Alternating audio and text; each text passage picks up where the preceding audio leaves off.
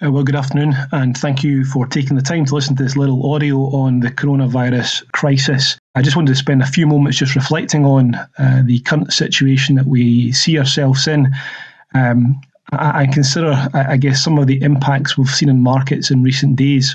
I also wanted to, reflect a little bit on history and just see what history tells us in terms of how do we actually come through these situations, and ultimately do we recover from the market falls that we've seen in recent days.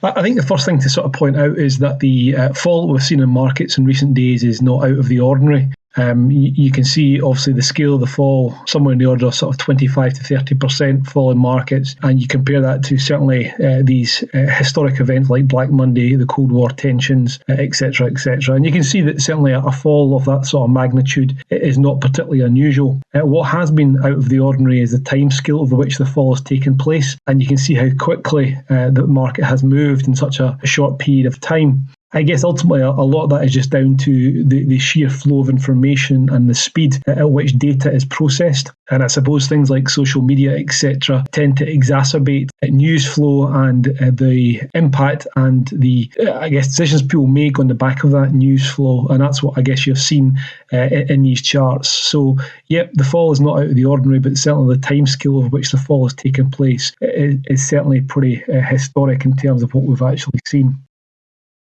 Always good to reflect, though, in the longer term, and this chart just reflects on the last 30 years of investment into an index which reflects world stock markets. I thought it was quite interesting to reflect on £1,000 invested just over 30 years ago is now worth £9,424. And you can see that certainly the market movements and market falls are not something which is particularly new. Whether you go back to the financial crisis, whether you go back to the tech crisis in the 1990s, you certainly can see the magnitude of market falls can be pretty sharp and at the time can feel pretty horrible. The reality is that over a much, much longer period, stock markets will generally recover. And we've seen that. Whether you look back to 1999, you see the fall that went all the way through to 2002, how markets then did pick up, or whether we reflect on the financial crisis of 2008, again, that felt like a pretty horrible period for investment, but ultimately the market has performed extremely strongly since then. And then obviously you can see the COVID-19 fall in the top right-hand corner. I wouldn't now try to underplay the fall, but the reality is in 30 years from now, I would be fairly certain that markets will have picked up pretty sharply from where they are just now. So again, when you invest, for example, in a pension, you're generally investing for a very, very long term. And the reality, therefore, that means you actually can ride out some of these bumps that you see in stock markets.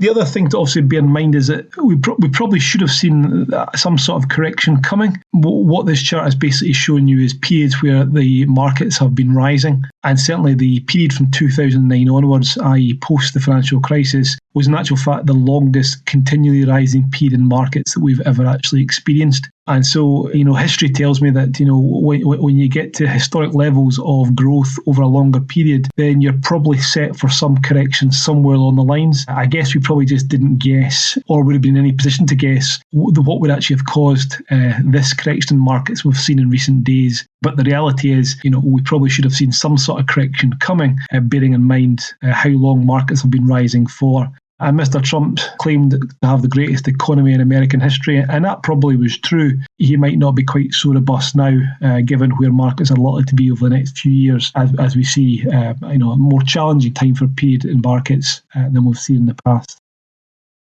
I thought this was a quite interesting chart that Vanguard have produced, and it's just reflecting on bull years and bear years in markets. Bull years are when markets are going up, and bear years are when markets are going down. And I thought it was quite interesting just to reflect on the experience of investments and how bear periods in markets are not comfortable, but the reality is they happen much less frequently than bull periods in markets. So you can see there, for example, that over the last 120 odd years, 103 of those years have been bull markets, i.e. rising markets, compared to just 16 years of bear markets. Again, when you look at the extensionary period of when markets rise, in general, they last for 7.9 years, compared to when markets are falling, they tend to only fall for about 1.3 years. You can certainly see, some of those periods of market turmoil as you go back. So let's take, for example, the global financial crisis. The global financial crisis lasted 1.3 years. The market downturn was 41%. In actual fact, in the 9.8 years since that downturn, actually the market's up 180 odd percent. So very much, bear markets are not unusual. They happen, and they're not particularly pleasant when you're going through them. But the long-term reality is that markets more often than not will be rising rather than falling. And so we need to keep some perspective in terms of what we've come through. So certainly the last few weeks, we have seen a market fall of, somewhere in the order of about a 30% fall. The reality is that ultimately we will come out of this period and markets will rise again and again, and that will show again the period of returns we'd like to see going forward.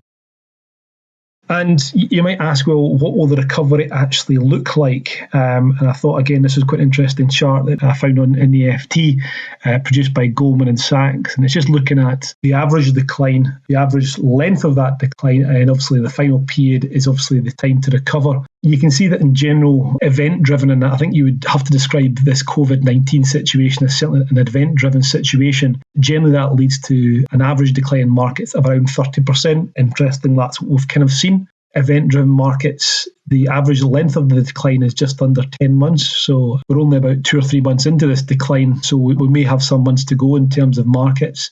But I guess the positive story is that the chart on the right-hand side is where it's an event-driven situation, again, like COVID-19, generally markets will recover much more quickly.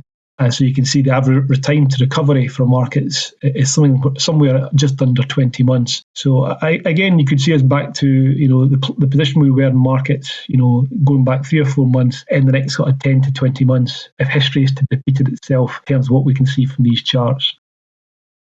Hopefully that's given you some just reflections on the markets and what markets have been doing in recent days. I guess the long and the short of it is don't panic. Markets do fall, and ultimately that's what we've seen. But markets do ultimately recover again. And if we believe history, history tells me that we'll see that recovery coming through maybe quicker than we maybe expect. And ultimately, investing for the longer term means that stock markets will recover and will provide the best long-term returns. Thank you very much for taking time to listen to this short audio this afternoon.